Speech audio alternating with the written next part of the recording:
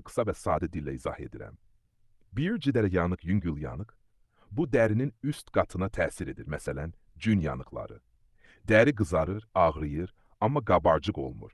Nə etməli? Yanıq yerini soyuq axar suyun altında 10-15 dəqiqə saxla. Buz qoyma, dərini zədələyə bilər. Təmiz, nəm tənziflə ört. Əgər ağrı varsa, ağrı kəsici, parasetamol və ya ibuprofen qəbul oluna bilər. İkinci dərəcə yanıq orta dərəcə. Dərinin iki qatına təsir edir. Qabarcıq, şiddətli ağrı və şişkinlik ola bilər. Nə etməli? Əvvəlcə soyuq su altında 15 dəqiqə saxla. Qabarcıqları partlatma. Təmiz və steril tənziflə ört.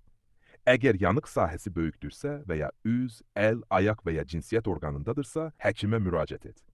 Üçüncü dərəcə yanıq, ağır yanıq, dərinin bütün qatları və hətta altındakı toxumalar zədələnə bilər.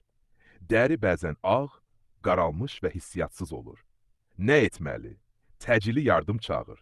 Yanıq yerini ört, amma heç nə yapışdırma və zədələnmiş əşyanı çıxarmağa çalışma. Yanmış nahiyəyə su tökmə.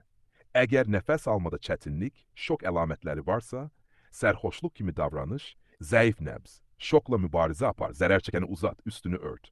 Əlavə məsləhətlər: yanıq yerinə diş pastası, yağ, kərə yağı, yumurta alğı və s. Ev üsulları istifadə etmə, bu infeksiyaya səbəb ola bilər. Əgər yanıq çox böyük sahəni əhatə edirsə, dərhal xəstəxanaya aparmaq lazımdır. Yardım göstərərkən həm təhlükəsizliyini, həm də gigiyenanı nəzərə almaq vacibdir.